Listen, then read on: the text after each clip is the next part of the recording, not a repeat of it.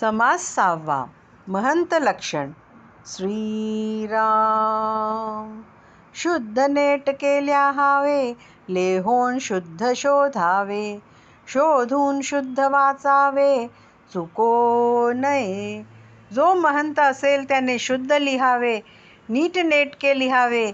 लिहून झाल्यावर त्यातील अशुद्ध शोधून काढून ते शुद्ध करावे व अशा रीतीने तपासून शुद्ध केल्यावर ते व्यवस्थित शुद्ध वाचावे.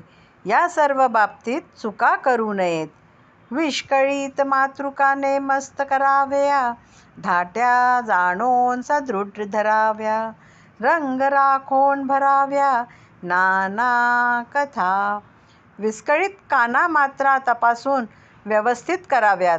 लेखनाची जी शैली एकदा स्वीकारली असेल तीच सुदृढ धरावी.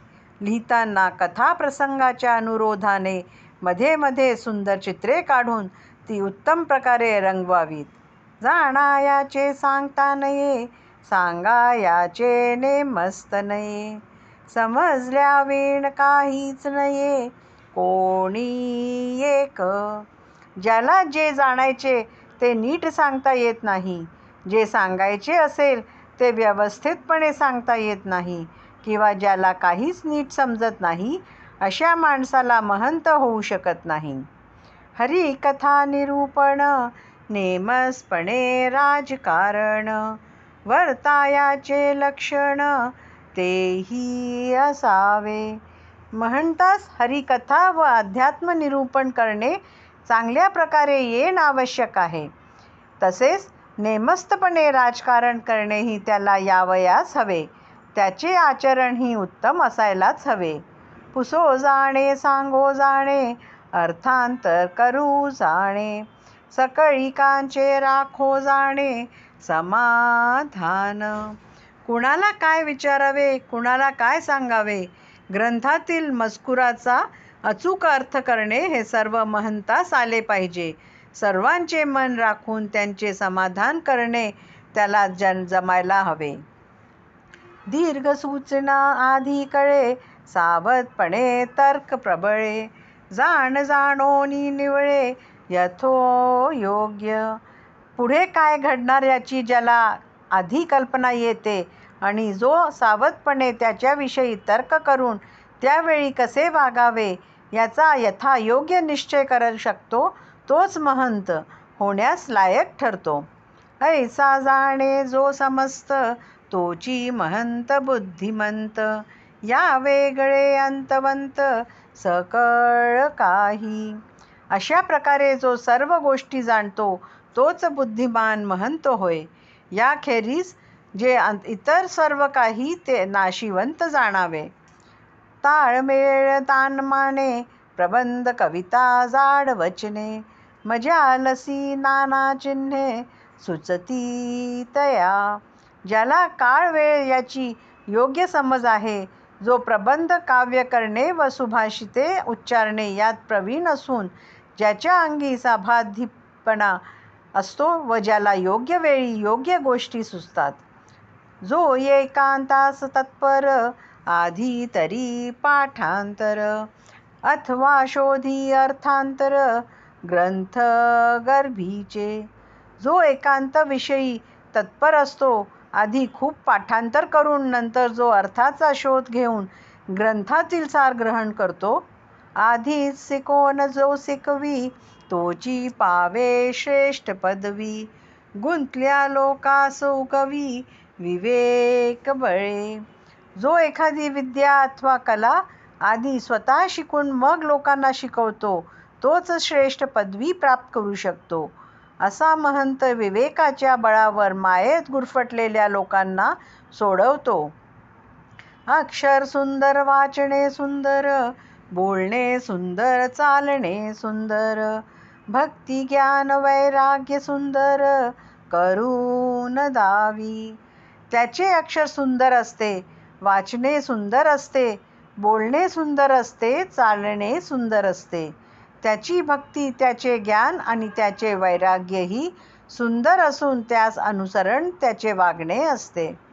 जयास येत नची आवडे, नाना प्रसंगी पवाडे. धीटपणे प्रगटे दडे ऐसा नव्हे. त्याला नेहमी प्रयत्न करणेच आवडते.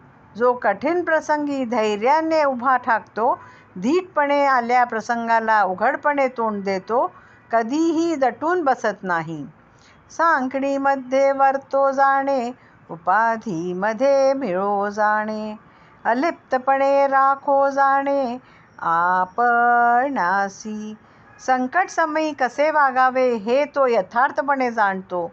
तो लोकसंग्रही करू शकतो आणि त्याची वेळी स्वतःच त्यापासून अलिप्त कसे राखावे हेही जाणतो. आहे तरी सर्वा ठाई, पाहो जाता कोठेची नाही. जैसा अंतरात्मा ठाईचा ठाई, गुप्त झाला.